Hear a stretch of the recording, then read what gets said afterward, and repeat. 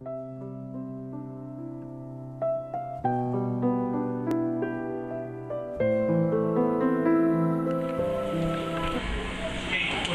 você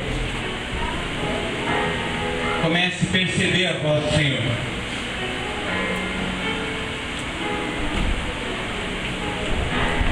Ele quer falar com você.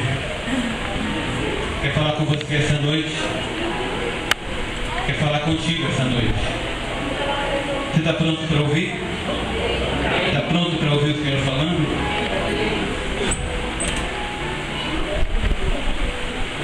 Vamos abrir o texto que se encontra no livro de 1 Samuel,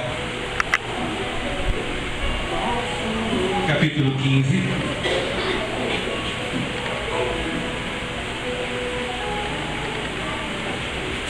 Primeiro Samuel, capítulo 15.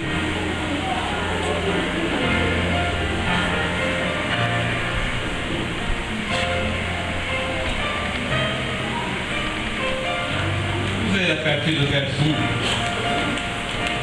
Então disse Samuel a Saul: enviou-me o Senhor a ungir-te rei sobre o seu povo. Ouve, pois, agora as palavras do Senhor. Assim diz o Senhor dos Exércitos: eu me recordei do que você fez a Amaleque, como se lhe opôs no caminho quando subia do Egito. Vai agora, pois, e fere a Amaleque e destrói totalmente tudo que ele tiver. Não perdoes nada, porém matarás desde o homem até a mulher, os meninos, até as de peito, desde os bois, as ovelhas, os camelos e os jumentos. E Saul convocou o povo e contou em Telaim 200.000 homens e 10.000 homens em Judá. Chegando, pois, Saul à cidade de Amaleque, pôs emboscadas no vale. Então disse Saul aos queneus: ide-vos, retirai-vos e sai do meio dos amalequitas, para que não vos destrua juntamente com ele, porque vós usastes de misericórdia com todos os filhos de Israel quando saíram do Egito. Assim os queneus se retiraram do meio dos amalequitas, e então feriu Saul aos amalequitas desde Avilá até Assur, como está defronte do Egito.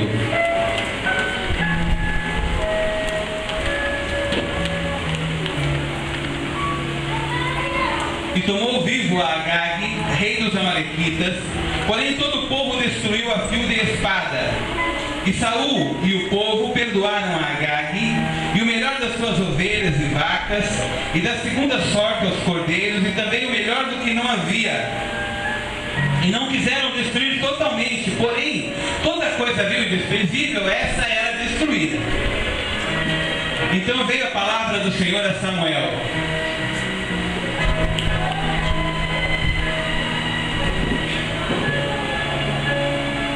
e se conquistou por toda a noite, e clamou ao Senhor. E madrugou Samuel para encontrar a Saul pela manhã, e anunciou a Samuel, dizendo: já chegou Saul ao Carmelo, e eis que levantou para si uma coluna. E então fez volta, passou e desceu a Gilgal. E veio, pois, a Samuel a Saul, e Saul lhe disse: bendito sejas tu, Senhor, escutei a palavra do Senhor. E então disse Samuel: que balido, pois, é esse de ovelhas que está no meu ouvido, e o mugido de vacas que ouço? Que balido é esse, pois, de ovelhas nos meus ouvidos, e o mugido de vaca que ouço? Implodindo a nossa esperança. Ouve as palavras, mas elas não chegam até o coração. Elas param no meio. Elas param numa coisa chamada razão. E as palavras que vêm do Senhor ou vêm do altar, elas são filtradas por algo que trava aquilo que a palavra quis dizer.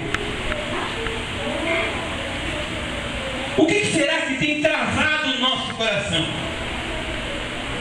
O que será que tem impedido que a palavra do Senhor faça as mudanças que são necessárias na nossa vida. O que será que tem acontecido que impede que de alguma maneira o nosso coração esteja aberto para ouvir a palavra do Senhor e nesse momento se entregar às mudanças que são necessárias? Lendo esse texto, eu pude, novamente lendo esse texto, eu pude achar alguns problemas que podem levar a nós travarmos o nosso coração. E eu gostaria de falar disso essa noite. Mas primeiramente eu gostaria de falar que Samuel era um homem de Deus. Samuel estava preocupado. Pelo texto nós vimos que Deus havia visto o que Saul estava fazendo. E ele falou: tenho rejeitado a Saul. Samuel conhecia o Senhor, sabia como o Senhor era, e aquilo entrou no coração de Samuel, e aquilo moveu o coração de Samuel de muitas dúvidas, como o Senhor ungiu, ele é rei, como o Senhor está rejeitando a Saul? Ele olha para aquela situação, e o coração dele se entristece, o coração dele estremece, e ele vai fazer a única coisa que o cristão tem que fazer quando está em dúvida: ele vai orar. Ele vai orar e vai buscar Deus em oração, e nesse momento Samuel começa a orar e começa a interceder, o Espírito começa a entrar no seu coração, ele começa a ser movido pelo Senhor, e ele sente o desejo de, ao levantar pela manhã, ir onde está Saul. Algo estava acontecendo.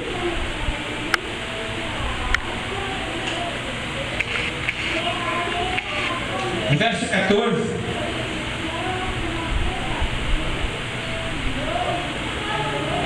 nós vemos,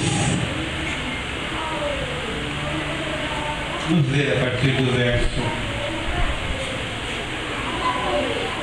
12. De madrugada madrugou Samuel para encontrar Saul, e anunciou dizendo: já chegou Saul ao Carmelo, e eis que levantou para si uma coluna. Então fez em volta e passou desde Gilgal. E veio, pois, Samuel a Saul e disse-lhe: bendito seja o Senhor nosso Deus e Pai, executei a palavra do Senhor.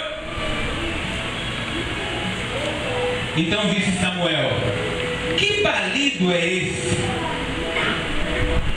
Que balido é esse que tenho ouvido?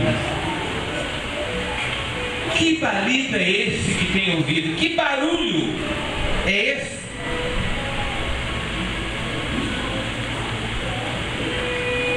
Que barulho é esse que eu tenho ouvido?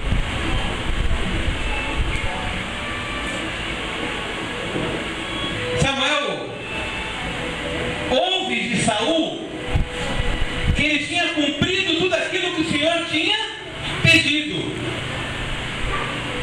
Mas Saul ouve o barulho das ovelhas,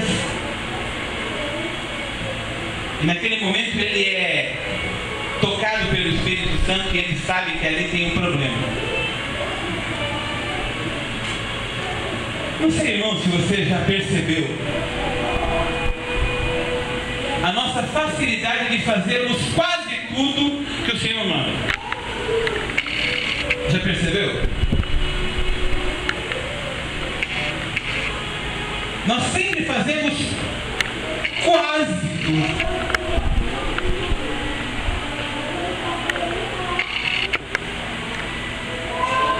Irmãos, quando Deus pede para nós fazermos alguma coisa, é para fazer tudo. Não é para parar no meio. Amém? Deus pede obediência e nós somos quase obedientes. Deixamos cometer alguns deslizes, porque afinal nós somos frágeis, somos humanos, temos fraquezas, e nós quase obedecemos.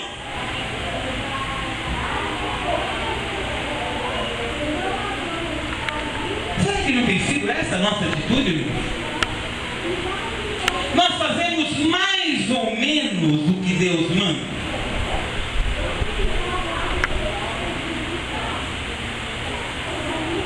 Será que nós não temos fechado o nosso coração? Porque nós temos ouvido o Senhor falando, temos ouvido o Senhor dizendo, mas nós paramos no meio. E nós achamos que estamos fazendo a vontade de Deus. Nós chegamos à igreja como se nós tivéssemos feito o que Deus nos mandou. Tivéssemos feito do jeito que Deus nos mandou.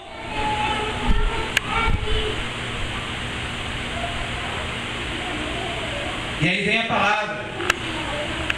E a palavra mostra o som do barulho das ovelhas.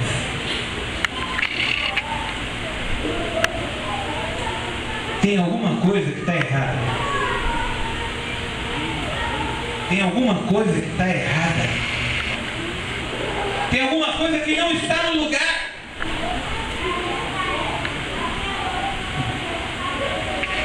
Deus havia mandado Saul destruir aquele povo completamente. Deus não queria que o povo tivesse nenhum contato com nada que aquele povo tinha, por causa dos vínculos espirituais que aquilo que aquele povo tinha traria para o povo de Israel.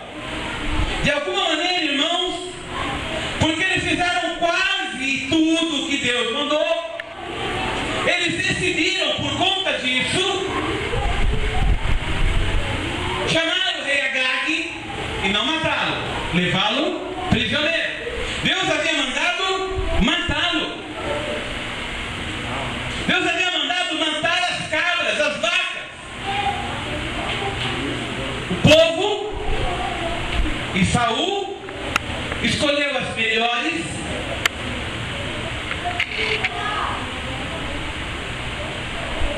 e levou.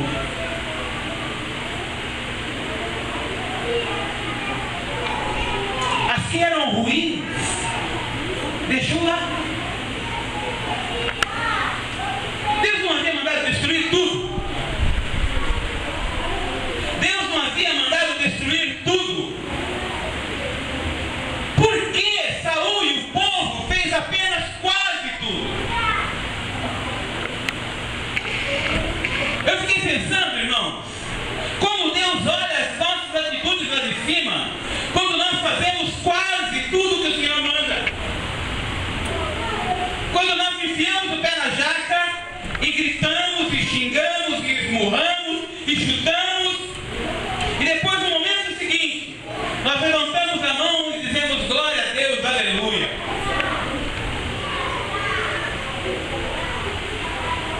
Fazemos o que queremos, e no momento seguinte, na situação seguinte, enfiamos o pé na jaca.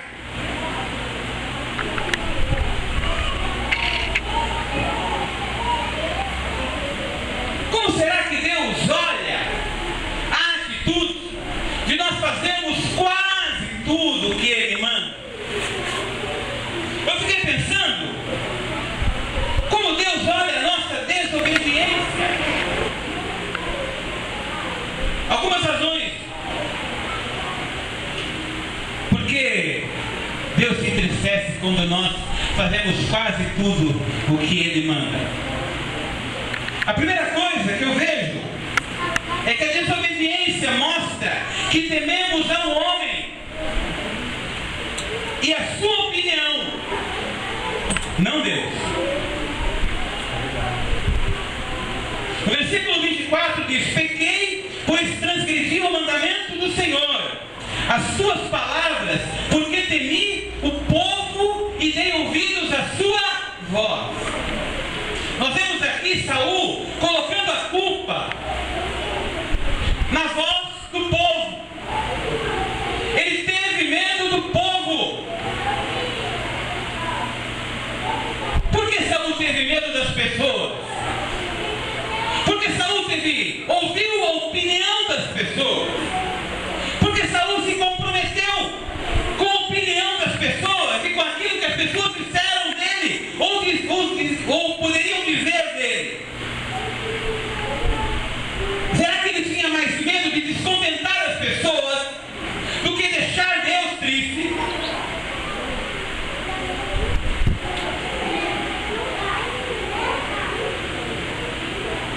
Será que nós não temos ouvido demais as pessoas?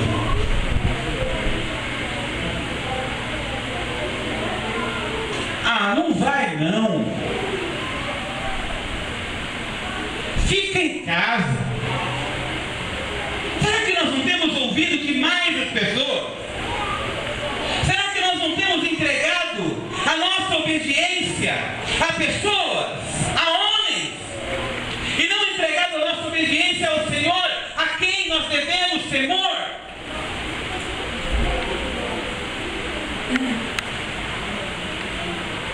A primeira coisa que nós vemos é que a desobediência mostra que nós tememos ao homem e não a opinião de Deus.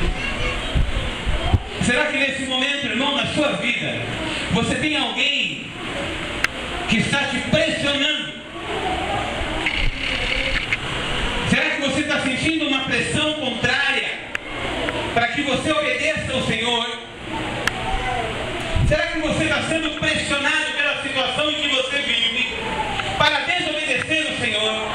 Talvez essa oposição não seja uma oposição frontal. Talvez essa oposição seja uma oposição velada. Como se faz uma oposição velada? Como se faz essa oposição velada? Críticas. Você é um fanático. Só pensa em igreja agora. Oposição. Agora só anda com a Bíblia na mão.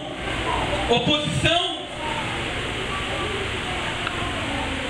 Você não sai da igreja. Oposição. Agora está dando uma de crente. Oposição. Você lembra quem você era? Oposição. Será que nós não temos ouvido a oposição e a opinião das pessoas e estamos nos acovardando e parando de entregar a nossa obediência a quem nós deveríamos temer, que é o Senhor, e entregá-las a homens? Estamos sendo minados em nossa obediência por causa de homens?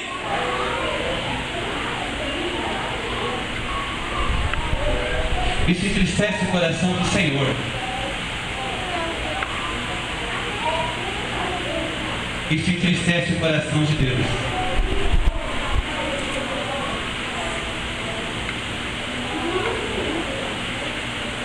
Será que você parou para pensar um pouquinho?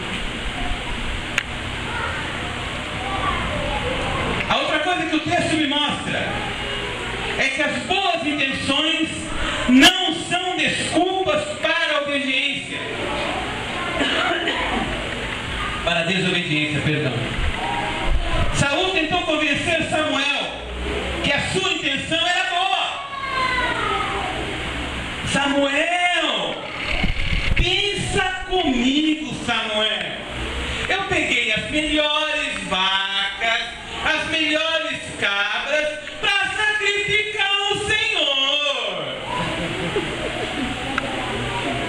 Samuel, você não está pensando direito. Está vendo? Por isso que eu sou rei e você é só profeta. Pensa, Samuel. Pensa, Samuel. Vamos ser sinceros, irmãos. Nós somos ótimos para dar desculpa para a desobediência. Somos ou não somos? Nós somos mestres, advogados de primeira linha. Esse julgamento agora, esse rapaz aí, o Diego Gaia, tudo era contrário ao réu. Tudo era contrário ao réu. 7 jurados. Um bom advogado conseguiu 3 jurados, dando o benefício da dúvida. O placar foi 4-3. Porque arrumou uma boa desculpa. levantou a dúvida. Irmão, nós somos muito bons para dar desculpa, fala a verdade.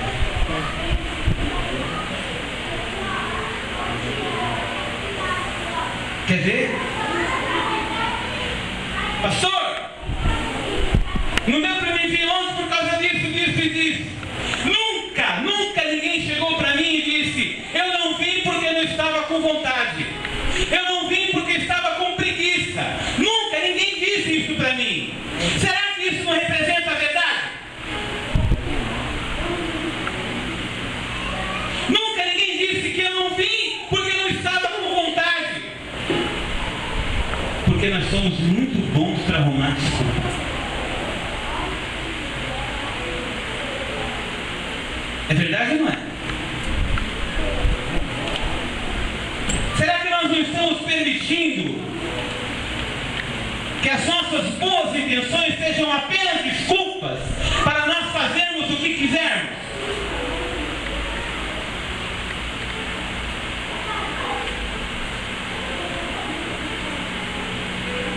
Por que então não ouvires a voz do Senhor, mas te lançaste ao despojo, fizeste mal aos olhos do Senhor?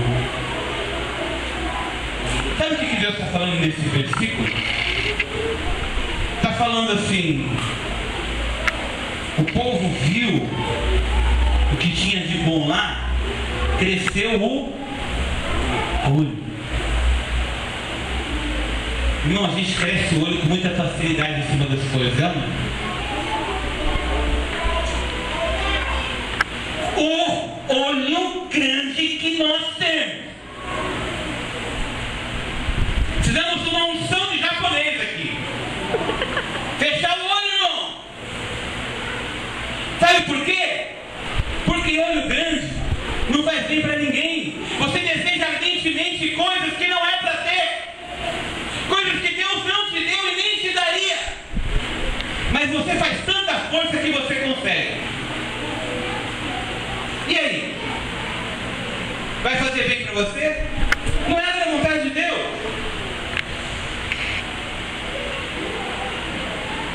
Você vai ter. Lembro de um rei chamado Ezequias. Deus manda Isaías chegar para Ezequias e falar assim: Ezequias, prepara as tuas coisas, arruma a tua casa, porque o Senhor vai te levar.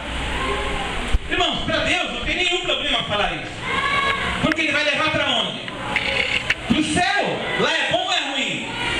Lá é bom. Para Deus não tem nenhum problema Ele falar assim: Marcelão, se prepara aí porque hoje é teu dia. É festa no céu, irmão. Lá vai ter festa quando você chegar. Tem banquete para ti. Tem anjo te esperando. A pergunta se eu quero ir hoje.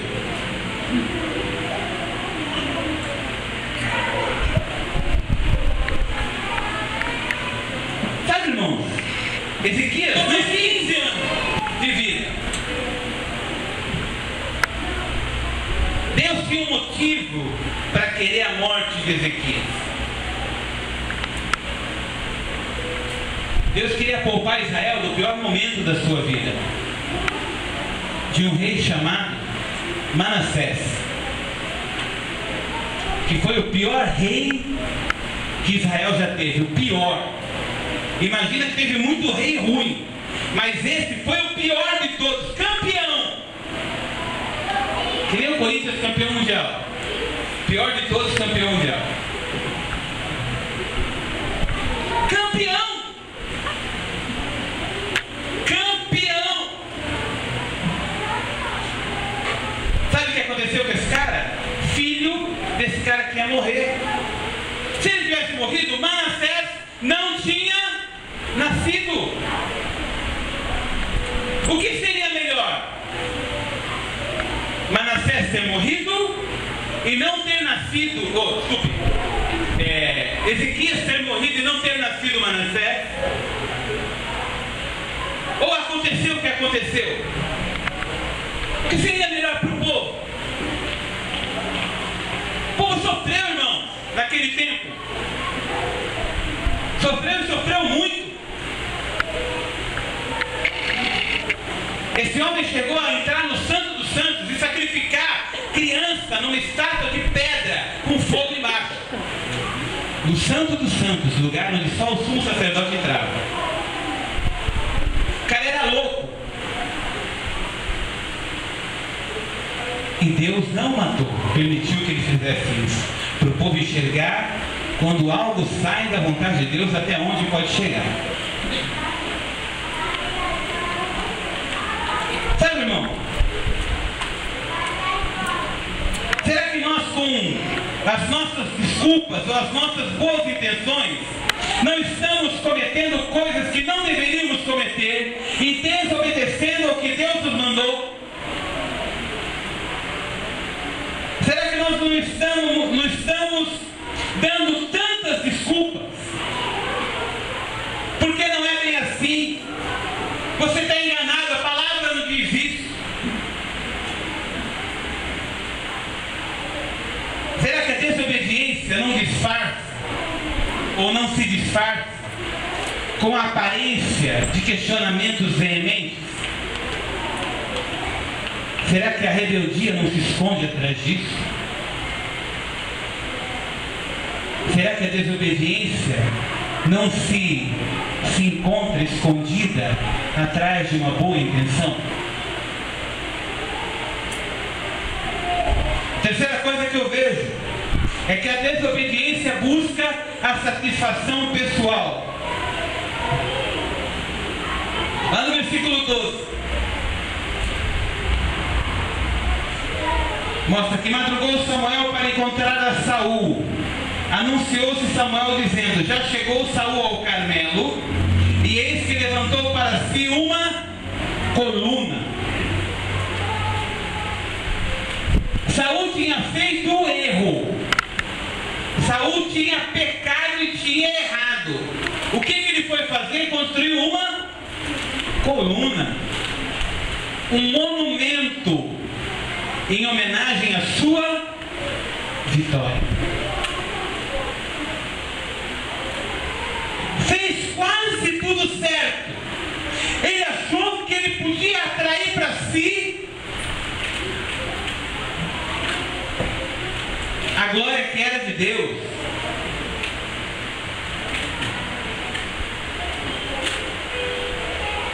A desobediência busca sempre a satisfação pessoal.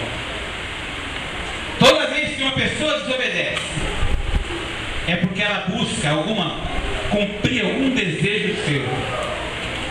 No caso de Saul, o seu desejo do seu ego. Eu venci.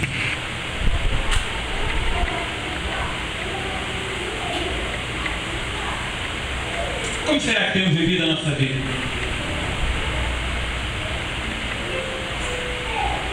Será que estamos buscando tanto o reconhecimento das pessoas?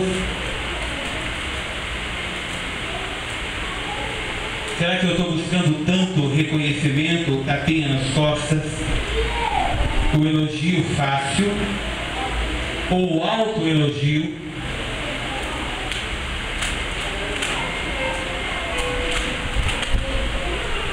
Será que eu não estou fazendo quase tudo certo? E o caminho que eu estou tomando, porque é um caminho de desobediência, está me levando à exaltação pessoal? Será que essa exaltação pessoal está chegando ao céu e alegrando o coração do Senhor?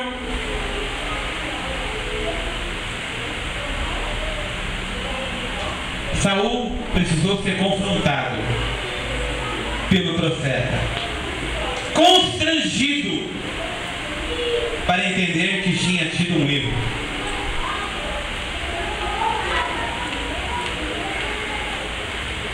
Também enxergo pelo texto,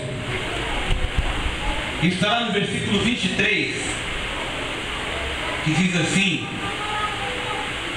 porque a rebelião é como o pecado de feitiçaria, e o porfiar como a iniquidade de idolatria.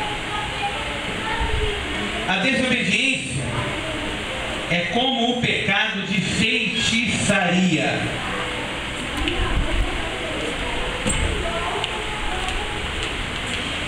é uma atitude deliberada, contrária a uma ordem direta do Senhor. Tomamos atitudes conscientemente. E a partir daí buscamos uma vida de religiosidade e queremos as melhores coisas do Senhor. Como buscar o melhor de Deus se nós não fazemos o que Ele manda? Fazemos quase tudo o que Ele manda. Versículo 22 diz que obedecer é melhor que sacrificar, e atender e o entender e obedecer melhor do que a gordura de carneiros.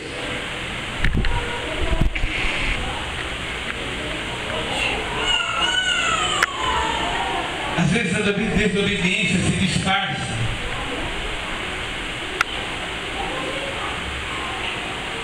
e se mistura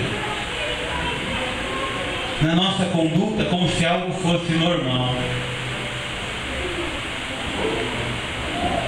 Mas Deus está triste. Deus está triste porque estamos desobedecendo.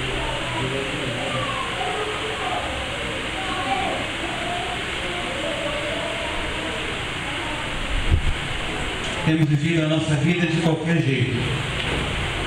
Temos feito quase tudo o que Deus quer.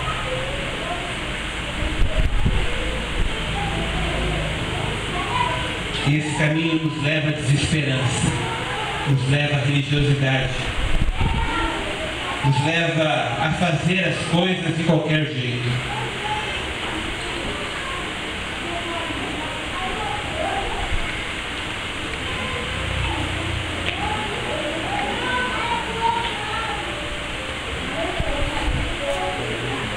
Precisamos de obedecer. Precisamos obedecer essa noite. Por que você precisa obedecer? Primeiro, porque Deus é digno de todo louvor e de confiança. Amém? Se Ele pediu, é porque tem uma razão de ter pedido. Amém? Se você não obedece, se você faz quase tudo, é porque você não confia no Senhor.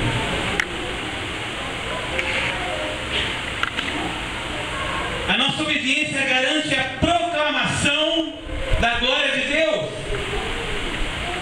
Irmãos, não é preciso falar, não é preciso cantar. Quando você obedece, você glorifica a Deus de um modo diferente. Quando você obedece o Senhor e você deixa de fazer algumas coisas, porque o Senhor está mandando, você glorifica a Deus de um jeito diferente. Irmãos, temos que parar de gritar. Temos que parar de brigar. Temos que parar de falar palavrão. Temos que parar de fumar. Temos que parar com os pequenos pecados que têm nos cercado todos os dias. Amém? Amém? Ou vamos continuar cometendo as mesmas coisas e achando que Deus entende?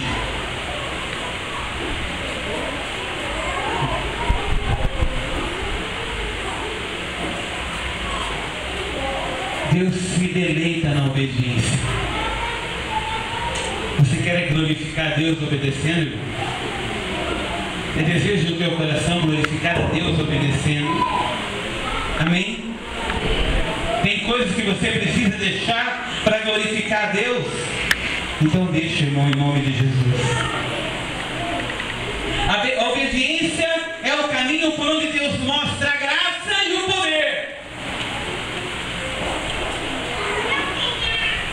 Se você obedecer ao Senhor, a bênção virá correndo atrás de ti. Quem quer a bênção de Deus aí? Quem quer a bênção de Deus? Ela virá correndo atrás de você, se você estiver obedecendo o que o Senhor manda. Obedecendo o que o Senhor manda. O que Ele tem mandado você fazer, irmão, se você tem feito, a bênção do Senhor já está correndo atrás de você. Ela pode não ter chegado ainda, mas olha para trás que ela vem correndo. Agora um segredo, não para. Não fica esperando ela não, porque quanto mais você corre, mais bênção vem.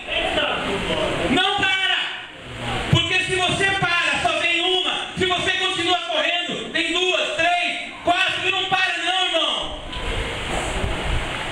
A obediência atrai a graça e o poder do Senhor sobre a tua vida, meu irmão. Amém? Você chegou ao fundo do poço, chegou ao fim, começa a obedecer, irmão, e você vai ver que tem jeito a situação. Tem coisas para você deixar essa noite, tem coisas que você precisa deixar essa noite, e se você deixar, a obediência fará a diferença na tua vida. Começa. Senhor, eu não sei como, eu não consigo. Começa. Um dia no quintal da minha casa, o Senhor me toma, me constrange, me joga no chão. Eu choro. Quando eu olho para o lado, eu tenho pelo menos 8 latinhas de cerveja vazia, cigarro na mão, tinha 2 maços guardados em casa, a geladeira, o freezer cheio de cerveja gelada. Quando o Senhor me levanta do chão, numa noite de 2005, Ele me levanta do chão e eu olho para aquilo. Eu não preciso mais disso. E comecei a jogar aquilo fora. Comecei a jogar fora. Um por um. Eu já tinha feito isso muitas vezes. Eu já tinha feito isso milhões de vezes. Mas aquela vez era diferente.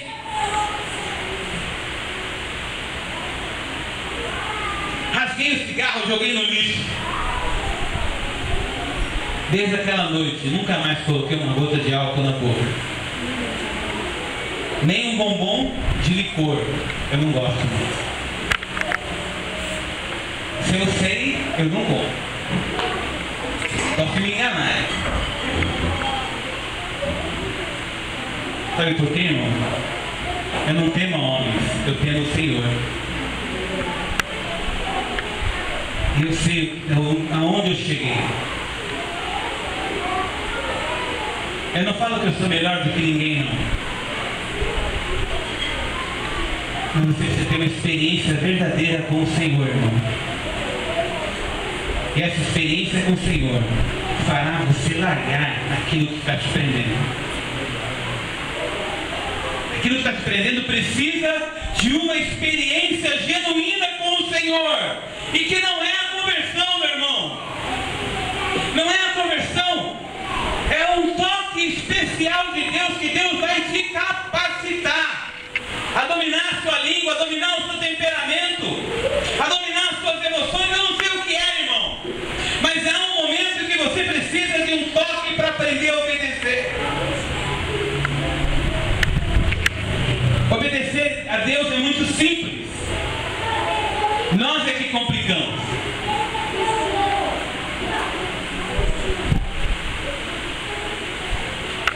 Não existe nenhuma ordem do Senhor que não seja para o nosso bem.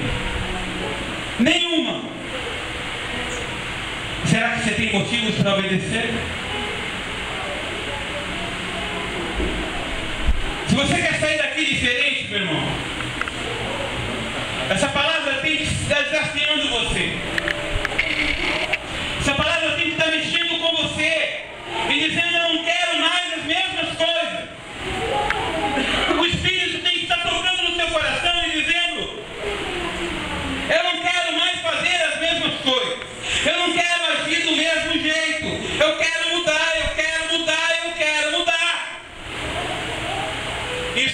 toda a diferença na tua vida, meu irmão. Isso fará toda a diferença na tua vida essa noite. Essa frustração, essa tristeza vai embora em nome de Jesus. Porque o caminho da desobediência vai se afastando da presença de Deus. E a alegria do Senhor é a nossa força. Fazer as coisas de qualquer maneira, fazer as coisas fora da regra, fazer as coisas fora daquilo que está escrito, é bom. Como nós gostamos de fazer isso, né, irmão? Mas Deus tem algo para fazer na tua vida em nome de Jesus. Deus tem algo para fazer na tua vida em nome de Jesus. E o nome disso é obediência. Amém? Amém? Se você é uma dessas pessoas, eu gostaria de dar a oportunidade para você essa noite. Você que está sentindo que está pressionado de alguma maneira. Você que está sentindo que precisa de um toque especial do Senhor. Você precisa sair dessa mesmice que não tem tirado você de lugar nenhum. E, irmão, talvez essa seja a chave da tua bênção. Talvez seja essa a chave da mudança na tua vida.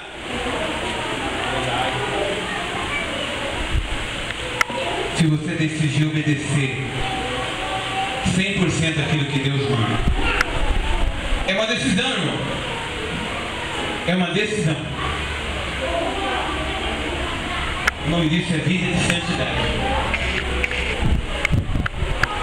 Só que você precisa querer. Se você não quiser, você vai continuar a vida como você está, irmão. Talvez eticamente ou politicamente correta.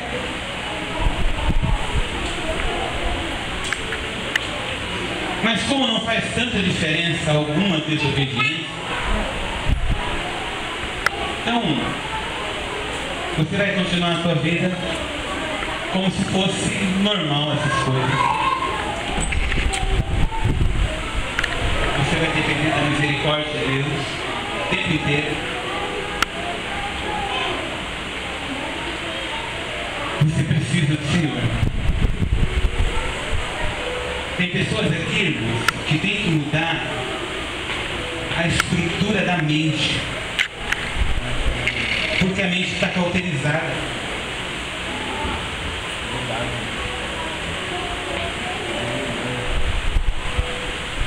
Quando eu estava fazendo o texto, ou eu estava preparando o texto em casa,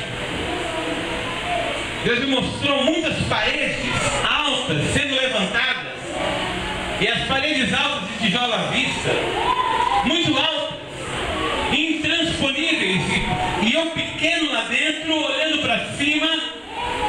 Ele falou, essas barreiras que você coloca para obedecer.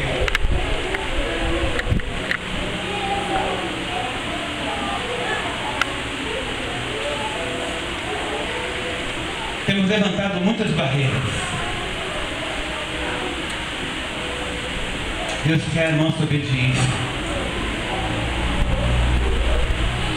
Deus é nosso Pai.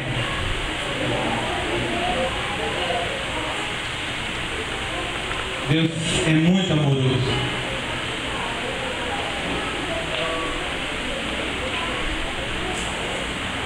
Deus é muito amoroso. Mas não confunda o amor de Deus com apatia. Deus não é um Deus apático. Deus não é um Deus que deixa para lá. Amém? Deus não deixa para lá nada.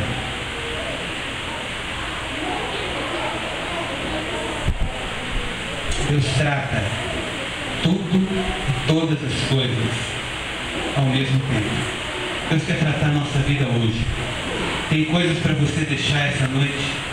Eu quero fazer um convite. Primeiramente, para você, eu não conheço o auditório, não conheço todo o auditório. Eu gostaria, não sei se todos entregaram o coração para Jesus.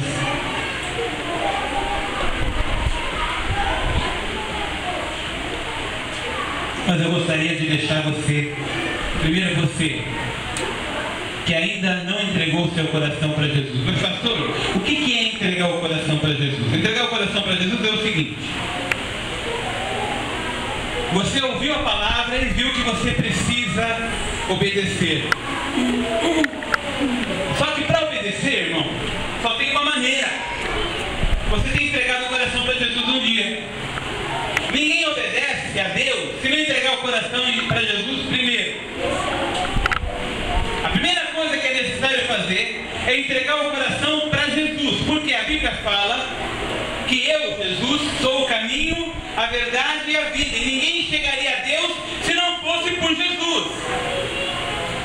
Então essa noite você tem que entregar o teu coração a Jesus, para que você comece a tomar a ideia de uma vida de obediência e deixar as pequenas coisas que têm entristecido ao Senhor. A primeira coisa que você tem que fazer é entregar o coração a Deus. Essa entrega, irmão, é coisa bem simples, não depende de nada. Primeira coisa que você tem que colocar no teu coração: eu acredito que Jesus veio na terra, nasceu da Virgem Maria, como vocês todos conhecem a história, e morreu. Só que ele não morreu em vão. Ele veio para morrer pelos meus pecados. Porque a Bíblia diz o seguinte: porque Deus amou o mundo de tal maneira que deu o seu único Filho, para que todo aquele que nele cresce, em Jesus, não morresse, mas tivesse a vida eterna, não morresse eternamente. Dá uma chance dada para você essa noite, de você entregar o teu coração a Jesus, e em vez de você ter a morte assegurada, você ter a vida. E hoje Deus te propõe a vida. Basta você entregar o teu coração a Jesus. Nesse momento a Bíblia diz que o teu nome é escrito no livro da vida. E se você nunca tomou essa decisão na frente dos outros, irmãos, é importante. Lá em Romanos diz que nós temos que o confessar diante dos homens. Nós temos que fazer essa confissão pública. E não só publicamente aqui para as pessoas, mas também publicamente para os demônios, a quem nós temos servido, irmão. Eles estão olhando, e quando você levanta sua mão para Jesus, você diz: eu quero a vida, eu decido por Jesus, eu quero obedecer a Jesus agora. Essa noite, Jesus está te propondo vida. Se você nunca entregou o seu coração para Jesus, nunca ouviu a palavra ou já ouviu, e nunca resolveu tomar essa decisão, porque achou que podia deixar para depois, podia deixar para amanhã ou depois, ou você não queria ser crente, irmão, não estou chamando aqui para ninguém fazer parte da igreja, eu estou chamando para acertar a sua vida com Deus. Igreja é um outro problema que Deus vai te mostrar qual é o caminho depois. Agora é para acertar a sua vida com Deus essa noite. Eu não conheço toda a auditória, eu não sei se todos entregaram o coração a Jesus. Mas se você não entregou o seu coração para Jesus ainda, levanta a sua mão, é a oportunidade que eu estou dando em nome de Jesus. Levanta a sua mão e fala assim: eu quero entregar o meu coração para Jesus. Quem vai ser a primeira pessoa? A igreja está orando. Se você nunca fez essa decisão, você tem a oportunidade essa noite. Levanta a sua mão bem alto. Não temos, eu não vou insistir. Também gostaria de fazer um convite para você que tem feito quase tudo certo, e que, ouvindo a palavra dessa noite, Deus tocou no seu coração e você pensou: